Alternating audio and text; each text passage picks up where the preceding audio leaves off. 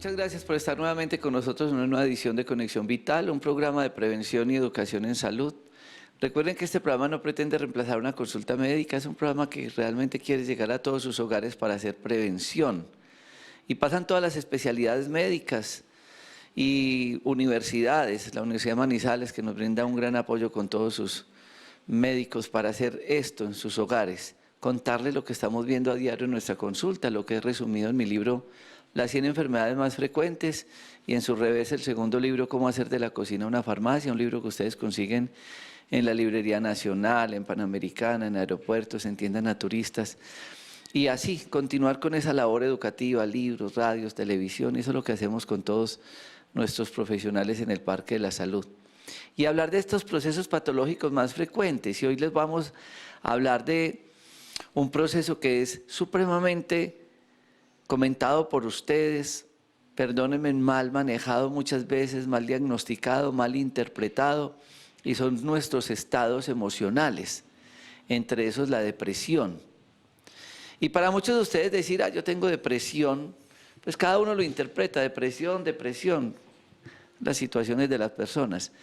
Pero ¿qué es lo que realmente estamos viviendo? Yo siempre digo que el cuerpo llora lo que el alma oculta, y las manifestaciones clínicas pueden ser muchos. El libro La enfermedad como camino habla muy bien e interpreta cómo cada proceso patológico está relacionado con un estado emocional. Vemos cómo ese adagio que dice que el que no llora con los ojos llora con el intestino. Enfermedades como el vitiligo, la psoriasis, la colitis, la fibromialgia, el mismo insomnio. ¿Qué componente tiene de nuestra alma? ¿Se trata con pasticas o tenemos que entrar a esas partes importantes de psicoterapia, de psicoanálisis, de un estudio clínico desde la parte emocional? ¿O qué otros estudios podemos hacer en la parte cerebral, como el neurofeedback, que se convierten en ayudas terapéuticas de estudio importantes para entrar a procesos terapéuticos? Y eso es lo que queremos hoy comentar con todos ustedes. Yo sé que es un tema que es de muchísima actualidad y por eso lo voy a tocar con varios profesionales de la salud de nuestro Parque de la Salud. ¿Para qué? Para que ustedes entiendan el contexto de una historia médica integral. Van a estar conmigo la doctora Ana Milena Coral, el doctor Jorge Pazmiño, la doctora Ana Carolina Giraldo. Ellas dos hacen todo el proceso de neurofeedback para luego ser interpretado por el doctor Daniel Jaramillo y todo el equipo que ellas tienen interdisciplinario y poder llegar a un proceso terapéutico. Y también desde la parte psicoterapéutica, la parte importante que hacemos en la consulta emocional de la psicología, que es el doctor Jorge Pazmiño. Para entrar en contexto, pues vamos a entrar en materia, hablemos un poco de cómo saber qué es la depresión, cómo interpretarla. Doctor Jorge, bienvenido. Muy buenos días y muchas gracias con todos. Obviamente la depresión es un asunto que podríamos decir muy serio, sin embargo es una situación que para muchas personas puede pasar hasta desapercibida, pero hay ciertos síntomas claves a la hora de encontrar una persona con depresión.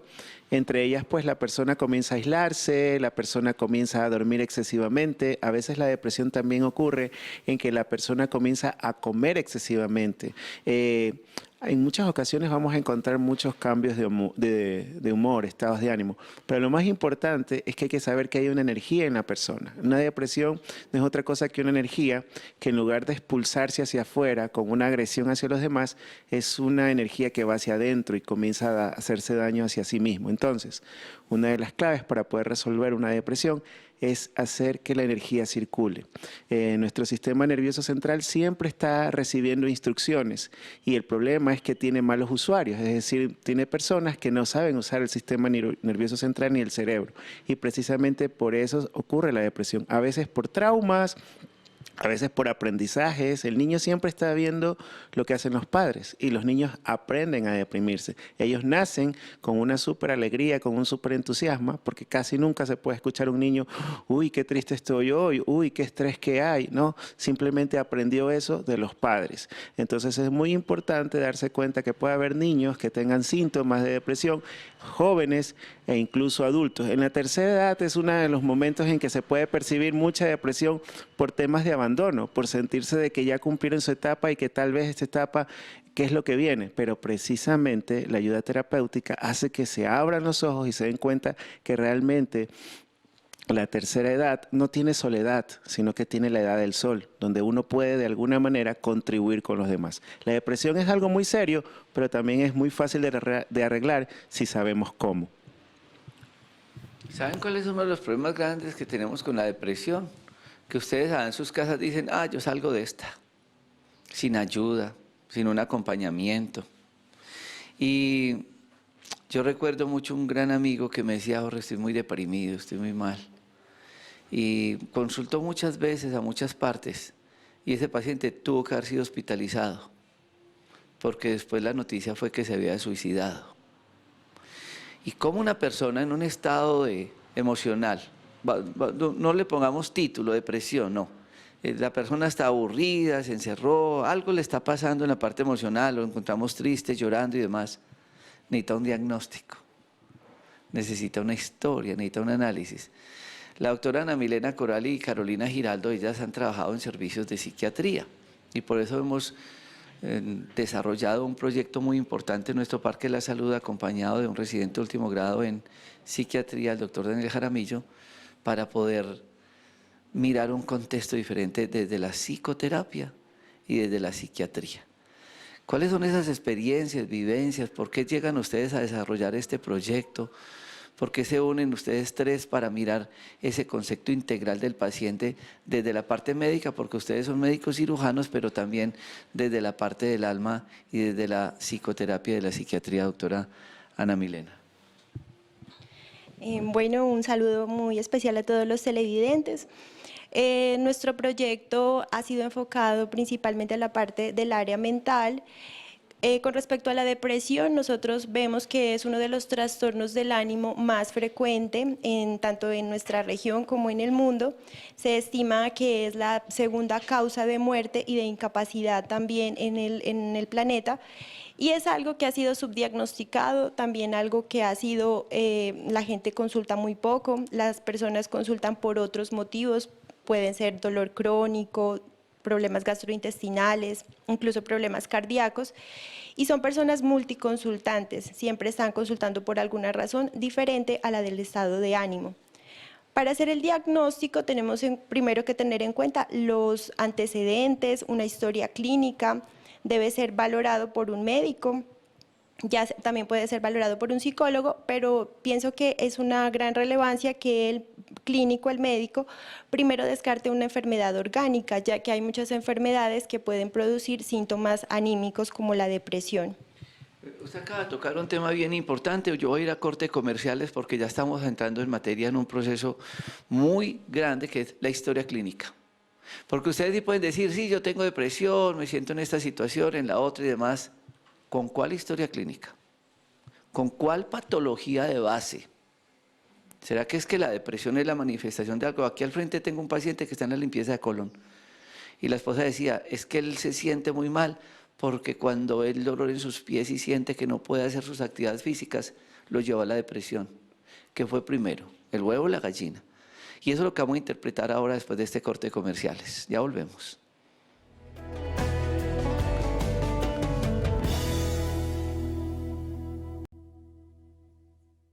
En cuanto a la historia clínica, vamos a tener en cuenta primero los factores de riesgo. Hay personas que son más susceptibles de presentar depresión debido a ciertas características.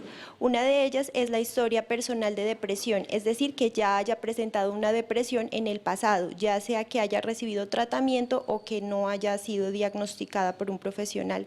También es importante tener en cuenta la depresión familiar. Si la mamá, el papá, los abuelos, los hermanos han presentado depresión, hay mayor posibilidad de que esta persona tenga depresión, tanto por una característica genética como también los comportamientos aprendidos por parte de los niños. Otro factor de riesgo es un intento de suicidio previo o un intento de suicidio en la familia o un suicidio que haya presentado, el hecho de vivir solo. Las mujeres tenemos un mayor riesgo de depresión debido a los cambios hormonales, podemos presentar depresión en la menopausia, durante el embarazo, es muy común la depresión postparto, incluso los síndromes premenstruales pueden ir precedidos de síntomas anímicos como la depresión. Además, esto se puede caracterizar no solamente por ánimo bajo, sino también puede representarse por irritabilidad. Las personas pueden estar presentando problemas interfamiliares, problemas en el trabajo, que van a ser un síntoma de que están deprimidas. Otros factores de riesgo son las comorbilidades, es decir, una persona que haya presentado ansiedad o que tenga esquizofrenia o que tenga consumo de sustancias psicoactivas va a tener un mayor riesgo de sufrir depresión. Esto en cuanto a las comorbilidades psiquiátricas. Así también como las comorbilidades médicas pueden aumentar el riesgo de depresión. Si una persona tiene obesidad, diabetes, patologías cardíacas, patologías neurológicas, dolor crónico, que van a limitar sus actividades diarias, esto va a hacer que la persona tenga un ánimo bajo persistente. La depresión se caracteriza principalmente por esto, por un ánimo bajo persistentemente. Es muy diferente a la tristeza usual. En la depresión es durante más tiempo. Otro factor de riesgo es el estado de abandono, una separación o un evento vital estresante. Y es muy común en las personas que han tenido divorcios, separaciones, y en este caso habría que intervenir también a la familia o a la pareja que tenga esta comorbilidad. Como les decía, es muy importante que el médico descarte inicialmente que sea una causa orgánica, porque el hipotiroidismo tiene esta característica de tener una tendencia al ánimo bajo, al igual que el hipertiroidismo, ciertos tumores, el mismo hecho de la obesidad, de presentar una inflamación crónica, principalmente la obesidad central, o sea, el acúmulo de grasa localizado en el abdomen, puede influir en el estado de ánimo. Entonces, inicialmente hay que hacer un diagnóstico diferencial y también es importante determinar qué tipo de depresión es, porque si es en nuestro medio es muy frecuente la depresión bipolar, es decir, personas que tienen trastorno afectivo bipolar que se va a caracterizar tanto por estados depresivos como por estados de manía o hipomanía, que quiere decir el estado más elevado del ánimo. Entonces, en este caso, la intervención farmacológica va a ser muy diferente. En este caso, la psicoterapia va a tener un papel más limitado que en la depresión. Y es importante determinar en la historia clínica si en la familia ha habido antecedentes de un trastorno afectivo bipolar, también, como les decía, el trastorno de ansiedad y el consumo de sustancias psicoactivas, incluyendo el alcohol y el cigarrillo. Bueno, como lo venía comentando la doctora Milena, también es muy importante que ustedes sepan y aprendan qué es una depresión y qué no es una depresión, porque se vuelve muy usual decir estoy deprimido, en los niños, ay, es que estoy tan deprimido, y eso no es depresión, ¿sí? La depresión es un estado clínico, por la OMS es clasificado como una enfermedad, es una patología y como tal tiene unos criterios diagnósticos que se deben cumplir, ¿sí? La depresión no es un estado de tristeza, no es un cambio normal que un día amanecí triste, estoy bajito de ánimo y ya, estoy deprimido. Eso no es la depresión. La depresión se caracteriza, como ya lo mencionábamos, por un estado de ánimo disminuido, con ideas de desesperanza, ideas de culpa, abandono, tristeza, y es algo muy característico que se pierda el interés por las cosas que normalmente disfrutaba. Hay una pérdida de interés y una pérdida de la capacidad de disfrute. Entonces empieza la persona a decir, pero ¿por qué ya no quiero hacer nada? ¿Por qué no me quiero ni levantar? Porque antes disfrutaba de ir al cine con mis amigos y ahora ya no me llama la atención, ¿sí? Eso es una característica muy usual. asociada ya a diferentes cambios en el apetito, pueden perder el apetito o aumentarse el apetito, la calidad del sueño cambia, hay personas que duermen y duermen y duermen, o hay otras personas que por el contrario se les quita el sueño. Y hay otra cosa muy importante, que son las ideas de muerte, ideas de suicidio o las ideas de autoagresión. Y estamos en una región del país en donde los suicidios, las tasas de suicidio son muy altas. Todos sabemos que durante este año ha habido una crisis, por decirlo así, de muchos adolescentes, muchos niños que han hecho intentos de suicidio y otros que lamentablemente han muerto por suicidio. Entonces, debemos estar en las casas, ustedes allá como familias, en los colegios, y aún un llamado de atención a los profesionales de salud de que debemos estar alerta a estos síntomas de posible suicidio. Hay un mito muy grande que dice que el que se va a suicidar no avisa. ¿Sí? Que el que verdaderamente se va a suicidar no avisa. Esto es un mito muy grande porque las personas sí avisan. Hay cambios en el comportamiento, hay cambios emocionales. Hay una característica, por ejemplo, que se empiezan a despedir o a regalar las cosas. También a manifestar que ya no quieren vivir. Por ejemplo, sería mejor, ustedes estarían mejor si yo no estuviera, ¿sí? Yo descansaría si de pronto me fuera para el otro mundo, si estuviera muerto.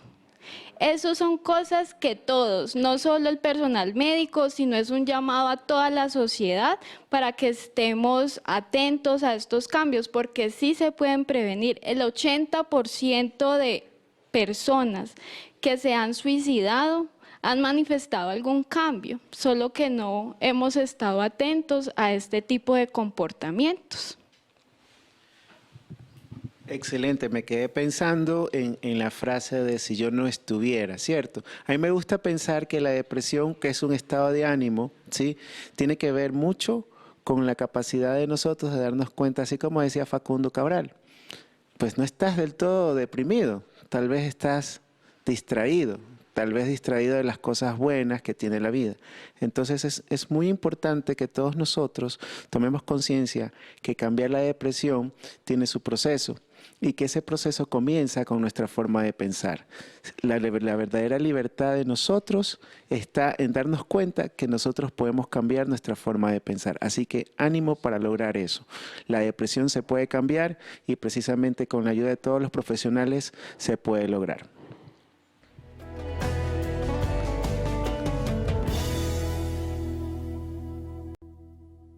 Una de las cosas más importantes que tenemos que darnos cuenta a la hora de manejar la depresión es comenzar a cambiar precisamente esa definición, porque quizás algo que más nos afecte es el nombre que le ponemos a las cosas.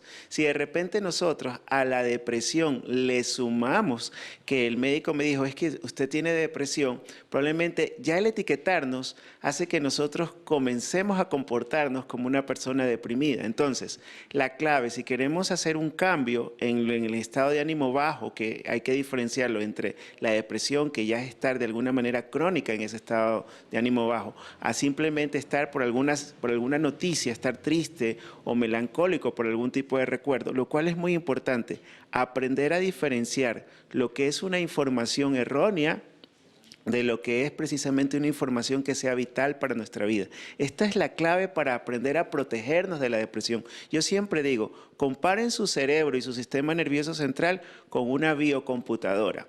¿Qué pasa con la biocomputadora? Seguramente todos ustedes tienen un computador o tienen un celular al cual le colocaron un antivirus. ¿Por qué no ponerle un antivirus también a nuestra computadora principal, que es nuestro cerebro? Es decir, aprender a darnos cuenta si la información que las personas nos están dando es poderosa para nuestra vida o si la información que la gente nos está dando nos debilita. Esta es la clave para comenzar a hacer un cambio de actitud y poder comenzar a manejar precisamente la depresión, porque una de las cosas más importantes es tomar conciencia que nuestro estado de ánimo se basa en lo que pensamos. Dime qué piensas y te diré cómo te vas a comportar. Entonces hay muchas ayudas terapéuticas, hay muchas formas de solucionar la depresión, pero la primera para mí es tomar conciencia de que hay mucha información en el entorno, pero tiene uno que aprender a elegir cuál es la información que te conviene más, cuál es la información que te vuelve más fuerte, o si te sigues dejando llevar por la información que te vuelve débil. También es importante, como ya lo estábamos mencionando, si vemos pues características de un familiar, de un amigo, del estudiante que está teniendo estos cambios de comportamiento, estas manifestaciones de tristeza, entonces, ¿qué podemos hacer? Ahora, ¿qué paso sigue? ¿Sí? Lo primero es hacer un acercamiento, preguntarle a la persona cómo se siente, cómo está, qué es lo que está pasando. Y algo muy importante, también preguntarle si ha tenido esas ideas de muerte, si ha pensado en acabar con su vida. A veces hasta los profesionales de salud tienen temor de hacer esa pregunta, ¿sí? Y hay que hacerla. Por el contrario, cuando lo hacemos, la persona siente que está siendo escuchada, siente que hay interés y se ha demostrado que solo el preguntar cómo ha estado, si ha tenido esas ideas de muerte, reduce el estado de ansiedad y de angustia de esa persona. ¿Sí? Claro que sí, se libera. Entonces a veces, ay no, yo no le pregunto porque le voy a instaurar esa idea. No, no es así. La persona está pasando por ese momento en el que hay que preguntarle. Otra cosa que sigue es que debo escucharlo, debo acompañarlo, ¿sí? Otra cosa es direccionarlo a que tenga atención con un profesional de la salud, sea su médico, sea psicólogo, sea la psicóloga del colegio, sea el asesor del lugar del trabajo donde está. Debe tener el acompañamiento profesional. Otra cosa es no juzgarlo, ¿sí? No juzgarlo, simplemente escucharlo. Porque cuando señalan a esa persona, es que veo que usted es un desagradecido, ¿cómo va a estar diciendo eso? ¿Sí? Eso genera más frustración en la persona, genera más culpabilidad y eso sí tiene pues como un efecto rebote en la persona. De alguna manera leña al fuego, ¿sí? O sea, en lugar de ayudar o colaborar con la persona, que se levante, ¿sí? Que esté llena de energía, porque hay que estar muy claro, la depresión es una desconexión con la vida. No es como este programa que es una conexión vital. La depresión es precisamente hacer que la persona pierda fuerza. Entonces, formas de resolverla, hacer que la gente tenga actividad física, que se alimente bien, que de pronto consuma productos que aceleren su capacidad de estar bien. Entonces esto es clave y muy importante. La depresión puede prevenirse, es cuestión de actitud. Bueno, como ya habíamos mencionado, la complicación más grave y más temida de la depresión es el suicidio. Y lo que estaba comentando mi compañera Carolina es verdad en cuanto a que los médicos a veces nos limitamos a preguntar sobre las ideas de muerte y de suicidio que tienen los pacientes por el mismo temor. Entonces, este también es un llamado a los profesionales de la salud, tanto médicos, enfermeras, psicólogos y todos los que tengan contacto con los pacientes, de indagar más acerca de las ideas de muerte. Entonces las preguntas que se pueden hacer es si ha pensado en algún momento morir, si tiene deseos de ya no estar en este mundo. También hay que indagar mucho sobre la letalidad que puedan presentar los objetos que tengan a su disposición, por ejemplo, las personas que tienen armas, las personas que tienen un acceso a medicamentos, a tóxicos que sean muy letales, estas personas pues van a tener que requerir un acompañamiento más estrecho. En cuanto a la depresión, hay una gama de matices muy grande que va desde una tristeza, que es lo normal o lo que se puede presentar en la vida cotidiana, a una depresión leve, que ya se constituye como tal un trastorno depresivo, hasta el suicidio, que es la complicación más temida. Vamos a un corte de comercial y ya regresamos.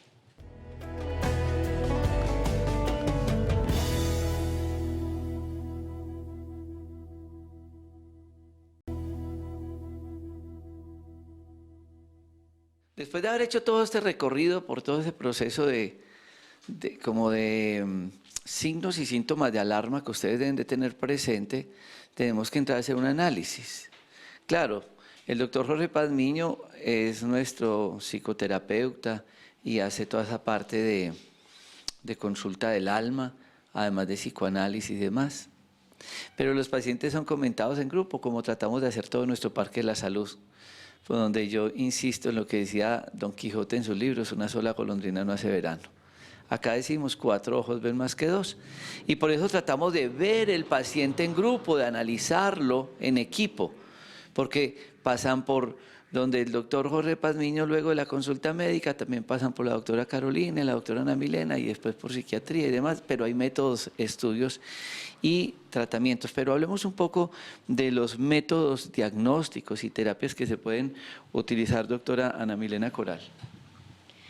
Bueno, inicialmente después de hacer la historia clínica hay que hacer un diagnóstico diferencial como principal medida. Inicialmente, pues como ya había dicho, descartar otras enfermedades. Es muy importante los niveles de vitaminas porque puede ser que simplemente con suplementar estas vitaminas la persona pueda mejorar en su estado de ánimo.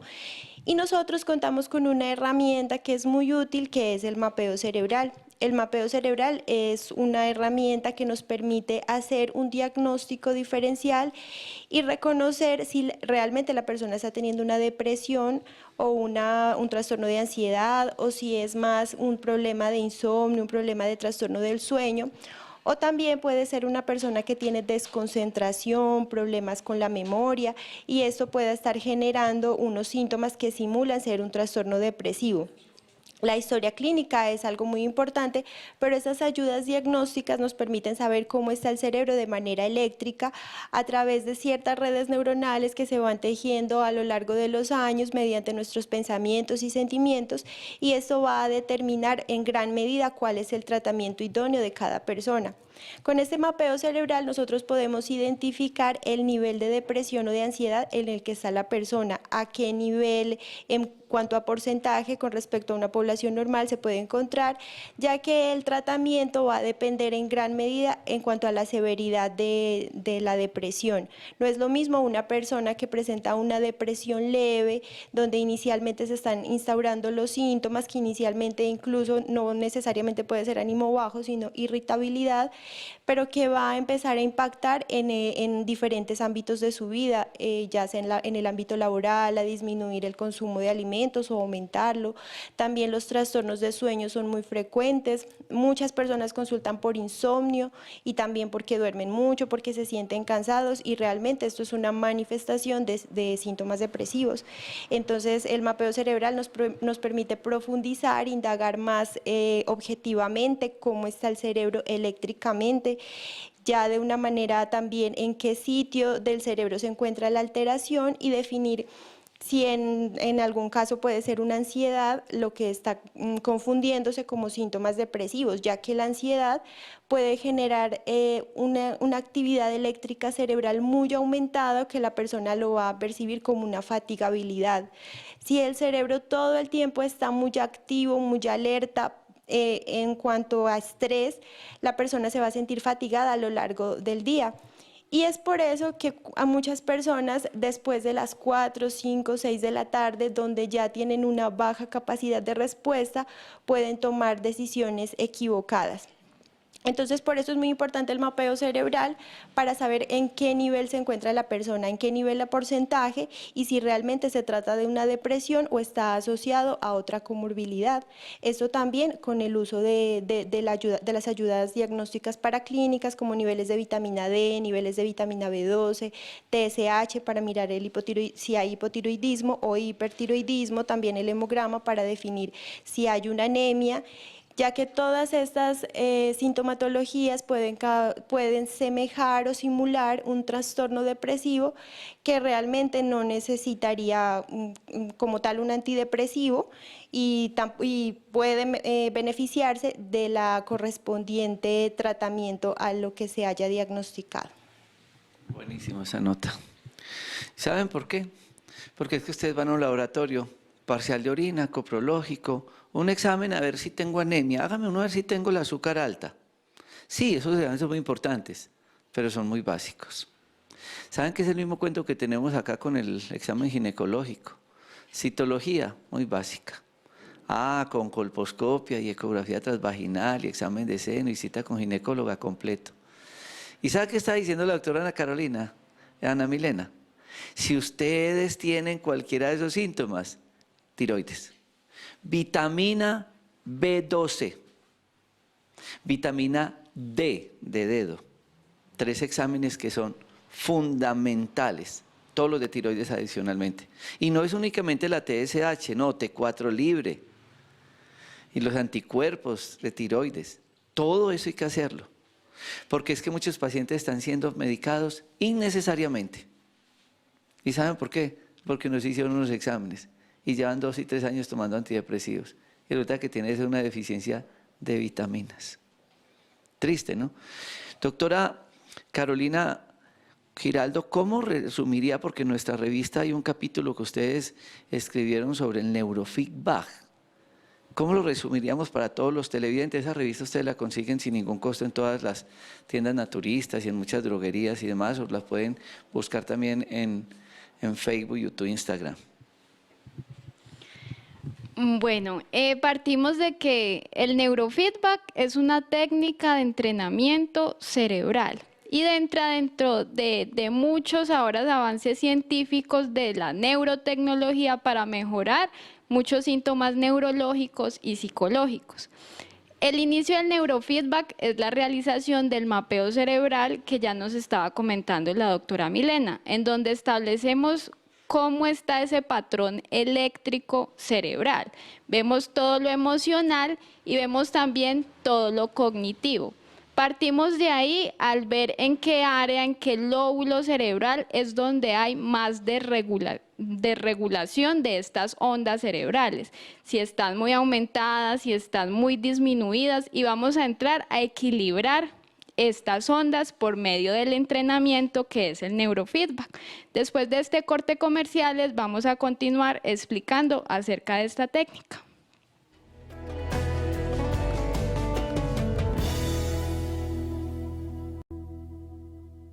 Después de establecer un diagnóstico preciso de que hemos corregido las deficiencias, también los excesos, ya podemos entrar a un manejo y un tratamiento de acuerdo al nivel de depresión que se encuentra.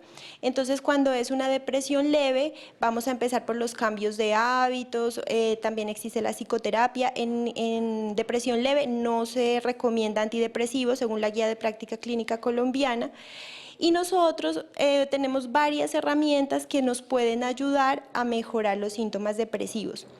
Actualmente la tecnología ha evolucionado y contamos con equipos que nos permiten hacer el tratamiento adecuado de la depresión en diferentes niveles. En este caso nosotros contamos, bueno, con el neurofeedback, que ya lo habíamos hablado en otros programas, que lo que se trata es de regular las ondas cerebrales, de que éstas estén equilibradas para que mantengamos un estado emocional tranquilo. En este momento, este es un nuevo equipo que tenemos, es un casco de estimulación. Lo que va a hacer este casco es que aumenta la temperatura tanto del cuero cabelludo, esto va a hacer que se aumente la circulación y esto que se oxigene mejor el cerebro a nivel físico, sin que se incluya ningún tipo de químico, sin que haya ningún tipo de invasión al cuerpo. Simplemente se va a garantizar que haya una mejor oxigenación en el cuerpo, en el cerebro. Entonces, lo que estamos viendo, tenemos varios módulos que se van a ubicar en diferentes áreas del cerebro, que esto nos permite mejorar la circulación y a la vez barrer sustancias de desecho. Esto también es útil en trastornos como los déficits cognitivos, donde también va a haber mayor oxigenación y por lo tanto la persona puede mejorar tanto su estado cognitivo como su estado emocional. Este casco especialmente va a favorecer las ondas alfa, que son las que nos van a permitir mejorar nuestro estado anímico. Nosotros generalmente en el tratamiento ya o en las sesiones de terapia que realizamos, entonces inicialmente colocamos al paciente el casco, como ya lo describió la doctora Milena. Posteriormente hay un entrenamiento de neurofeedback, que son 20 minutos aproximadamente, y posteriormente hacemos una estimulación audiovisual. Esta estimulación se hace a través de unas gafas y unos audífonos, en donde las gafas van a emitir unas frecuencias de ondas relacionadas al estado que queremos corregir en el paciente, es decir, por ejemplo, un estado depresivo, van a ir en unas frecuencias de luz diferentes a un estado de irritabilidad o a un estado de déficit de atención, falta de concentración o falta de memoria. Y lo que buscamos con todos estos procesos es mejorar y ayudar, tener más herramientas con las cuales los pacientes puedan tener mejorías más tempranas que con los otros tratamientos que anteriormente tenían instaurados. Entonces, esto es una ayuda tanto al proceso psicoterapéutico, que es fundamental, y en algunos casos, por ejemplo, en depresiones moderadas a severas, otros trastornos en donde ya hay que instaurar el manejo farmacológico. Generalmente estas sesiones, hablamos de que son mínimo 20 sesiones, entonces son tratamientos que se extienden de 3 meses, 6 meses, a 1 año. Es muy importante la adherencia de los pacientes a este tipo de tratamientos para tener unos resultados exitosos en la evolución, pues, de las diferentes patologías que pueden tener los pacientes. Como ya había mencionado al inicio del programa, hay que tener en cuenta que la depresión es una enfermedad crónica, recurrente. Si la persona ha presentado un episodio depresivo, probablemente va a tener más riesgo de presentar un nuevo episodio, sobre todo si han habido cambios importantes en su vida, como cambios de ciudad, separaciones, duelos. Y es muy importante llevar un tratamiento de la mano de un profesional.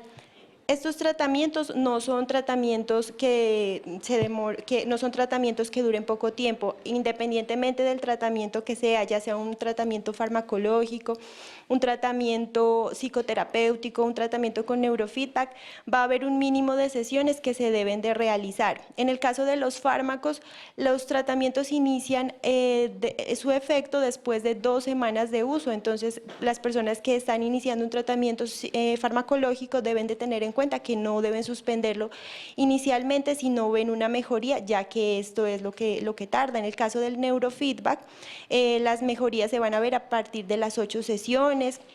En cuanto a la terapia, en la psicoterapia también va a requerir varias sesiones. La más utilizada, la más recomendada es la terapia cognitivo-conductual, donde nos permite cambiar un poco nuestros esquemas de pensamiento y a la vez nuestros esquemas de comportamiento. Esto es un trabajo, el desarrollo personal realmente no se va a realizar de la noche a la mañana, no hay ningún elemento mágico que nos vaya a mejorar nuestro estado de ánimo, es algo personal, todo depende de cada persona y esto con la ayuda de un profesional idóneo en el tema. Puede ser un médico, una enfermera que tenga una experiencia previa en salud mental y en los casos más graves ya deben ser remitidos a profesionales como los psiquiatras, quienes están enfocados ya en tratar trastornos más graves como un intento de suicidio, que ya sería una depresión grave. Esto no duele, porque muchos dirán, ¿y eso duele? ¿Y eso qué? ¿Sabe que para nosotros esto se ha convertido en una gran ayuda terapéutica? Que a muchísimos pacientes le estamos haciendo este tipo de estudios, y no únicamente en la depresión, en la demencia senil, en procesos cognitivos. ¿En cuáles serían las indicaciones precisas, corto, sobre este método diagnóstico? Bueno, enfocado principalmente, por ejemplo, el neurofeedback, enfocado en trastornos de ansiedad, en la mejoría de procesos de epilepsia, en mejoría y también prevención de los deterioros cognitivos en pacientes que quieran mejorar memoria, concentración, atención, indicaciones muy claras también por la ayuda del profesional en psiquiatría, donde veamos que los pacientes se puedan beneficiar de este tipo de tratamientos. Y por ejemplo, en la gestión del estrés, mejorar el estrés, prevenir llegar a un estado de ansiedad, sirve mucho también. Bueno, esto es un tema que deja muchas inquietudes. Ustedes nos pueden contactar en nuestros parques de la salud para que la doctora Carolina Giraldo y Ana Milena Coral y el doctor Daniel Jaramillo les pueda dar todo ese acompañamiento y ese complemento importante con el doctor Jorge Pazmiño en la parte psicoterapéutica, porque realmente no es justo que le sigamos diciendo al paciente: a usted ya no hay nada más que hacerle, cuando la ciencia avanza y avanza y avanza. Y lo que estamos haciendo es actualizándonos para todos ustedes. Muchas gracias por estar con nosotros. No olviden en Facebook, YouTube, Instagram, Dr. Rojas, donde pueden seguirnos y ver muchos temas. Felicidades.